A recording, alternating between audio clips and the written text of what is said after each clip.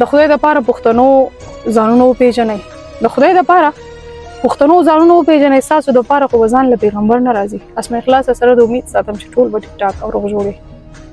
کارونه خو ټول دنیا کې لګیا دي، کارونه کېږي، روان وي، ودرېږي نه، دغه ژوند دی او روان دی. خو چې داسې یو کار پکې انسان وکړي که نه چې هغه د خپل زړه د مطمئنتیا دپاره وکړي، نو هغه هم دغه دی چې زه راغلم سحر ټایم دی کارخانو ته. یو ورور چې هغه د مردان سره تعلق ساتو هغه غوښتل چې ما علاج وشي او هغه پیل نه علاجونه نه وشوي.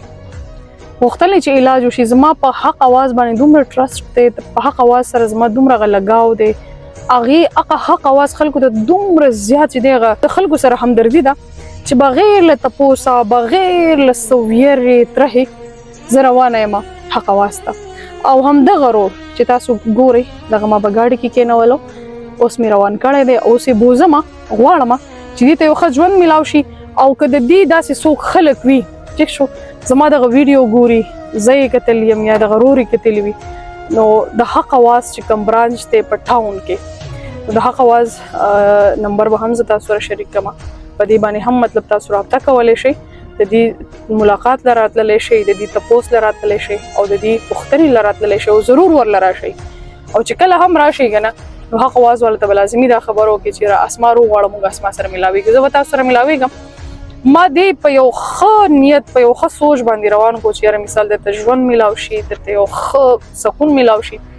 د په سترګو کې هغه درد، هغه اوښکې تاسو ته ښکاري، دغه درد او دغه اوښکو په ما باندې دومره اثر وکړو چې یاره دا یو بې موره، یو بې پلاره کس دی او د ملګرو ورسره دومره زیات د ده سره هغه دومره ظلم او دومره د په ژوند کې د ټولو نه غټ ظلم دا دی که نه چې یاره تا یو انسان د صحیح لارې نه غلطې لارې طرف ته راستون کړي، تا ته وایي چې دغه غلطه لاره وټاکه، په دې کې سکون دی او په دې کې ژوند دی. نو ډېرو داسې خلکو به، ډېر خلک به زما دا غږ اوري او ډېرو خلکو به هم دغه کار کړی وي، دا کم کار چې دی ورور سره اوس شوی دی او دی یو غلطې لارې ته راستون کړی دی. نو حق اواز ته ځو. د حق اواز چېرته دی، د دې کار څه دی، د دې طریقې کار څه دی، دی انسان ته څنګه ژوند ورکوي، دغه ټول طریقه کار را سره وګورئ. روان یم، ګاډی چلوم، نور حساب کتاب به هلته ګورئ. څنګه چې تاسو وکتل د کارخانو نه دغه د مونږ دغه مریض، یعنې دغه چې کوم په نشه کې مبتلا دی، دغه راواخیستلو، راغلو، د هغې سره چې کوم هغه ناسته پاسته هغه خبرې اترې، نو ما ته دغه محسوسه شوه چې یاره دغه انسان سټیبل کېدلی شي. اوس داسې ډېر مریضان ما وکتل چې هغه په روډونو پراته خو هغه ته یقین وکئ.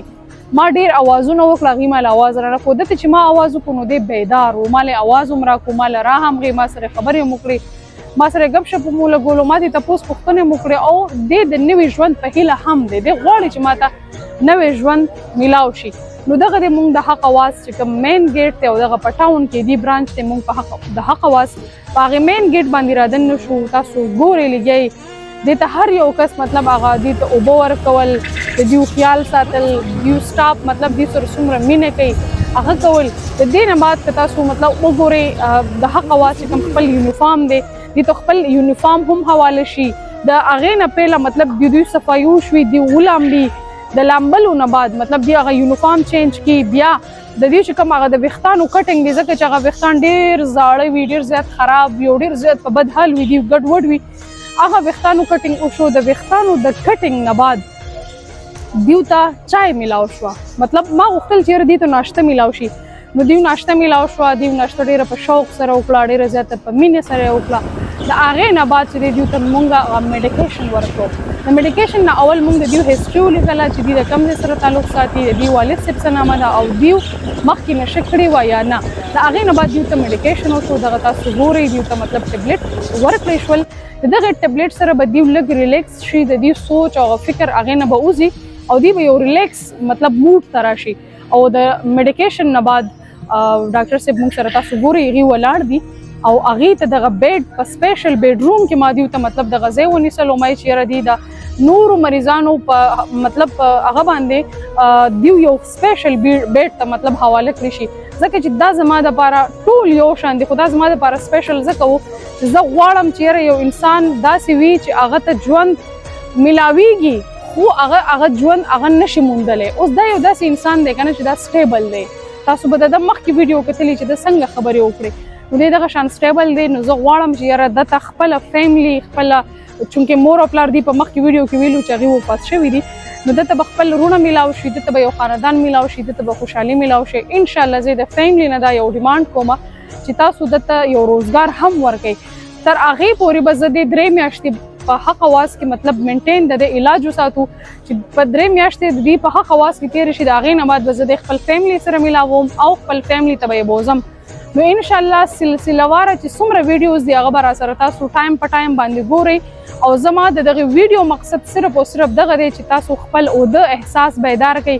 که داسې څوک وي او هغې ژوند کول غواړي او هغې ژوند ته یو هڅه مطلب لري نو تاسو هم زما غوندې یو داسې ښه یو پازیټیو سټپ اخیستلی شئ او دغه خلک راچوتولی شي. حالانکه ما بالکل ذهن کې نه و زما دا ګمان کې نه و چې یاره مطلب زه به داسې په سهار ټایم کې راپاسم زه به بهر راوځم او زه به داسې یو کس ته ورځم هغه به زه راوچوتوم او هغه ته به یو د یو ښه ژوند طرف ته راواړو که نه یو ښه ژوند به ورله ورکوو.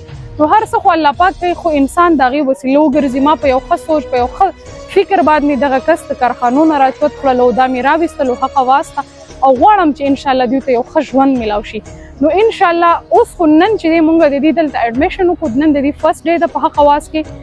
هفته بعد به زه دیو ته راځم هفته بعد به راسره د دیو بله ویډیو ګوري چې په هغې کې به دیو څنګه وي او ما چې د دې څومره ذهن سټډي کوو که نه نو ماشاءالله ذهن هم سټیبل دی او دا کس هم سټیبل دی. نو هفته بعد به د دې سره یو بله ویډیو کوم هفته بعد به راسره د دې یو بله ویډیو ګورئ او بله خبره درته په اخره کې دا ضروري کومه چې زما دغه ویډیو دومره شیر کړئ چې د دې فیملی ته دغه ویډیوز ورسي او د دې فیملی ما سره رابطه وکړي. نو زما د پیج په بایو کې زما نمبر لګېدلی دی په هغې نمبر تاسو موږ سره رابطه کولی شئ. د دې فیملی ما سره هم میلاوېدلی شي حق اواز ته هم وزټ کولی شي او د خپل دغه ماویز چې دی ماویز علي نامه ده د دې سره هم میلاوېدلی شي. نو انشاءالله زه به د دې د فیملی انتظار کوم خو تاسو باندې ډیپینډ کړي چې دغه ویډیو ډېره نه ډېره شیر کړئ چې هغې فیملی ته ورسي. ډېره مننه. د الله په امان.